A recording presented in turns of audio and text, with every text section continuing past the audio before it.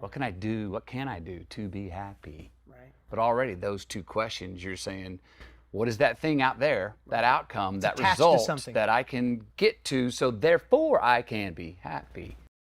And you and I've talked about this. What happens when we do get that thing that we think is going to make us happy? Well, we usually get it and we up the ante right away and we go, oh, well, look, there's 50 more mountains on the other side I want to climb that I didn't see before I got this. So I'm not happy again. I need to get that. Yeah. Get happy. Or you do get there and it's kind of like, this isn't as kind of as cool as I thought it was going to be. It's not really fulfilling me like I thought. It's something different than I thought it was going to be.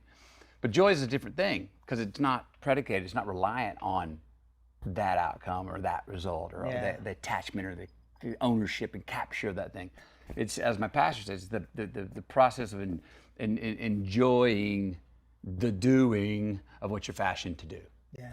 So that when I say process, it's this, that's life, this living thing.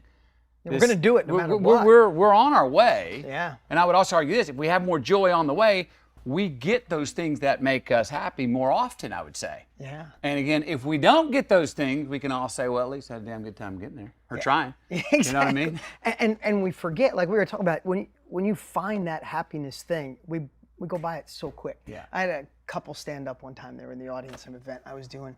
She said that their whole dream was to move to California and watch sunsets. And they did everything. They said, someday, they live in the Midwest, someday we're gonna get to California. Someday, it's gonna make us happy. That's the dream. Yeah.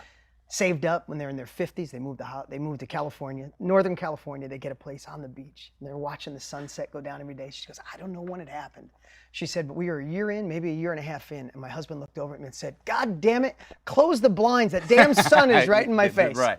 And she said at that moment, their life changed. That's why they were at an event like this. They realized, they looked at each other and went, son of a bitch. What We worked our we've whole been life. chasing. We've been chasing sunsets at night with a glass of wine. Yeah. And this is where we are. And that's a good metaphor for a lot of the stuff that we've been talking about, that I know you talk about and I know I talk about. We got a lot of horizons, a lot of sunsets in life that we all chase. That I think what we got to remember is that we don't really catch them.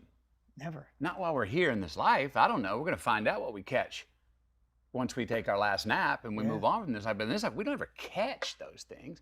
And I don't know about you, man, but when I do feel like I catch them, well, I'm kind of ready to go, well, that's over. I want to get back on the road. I want to get back on another chase. But if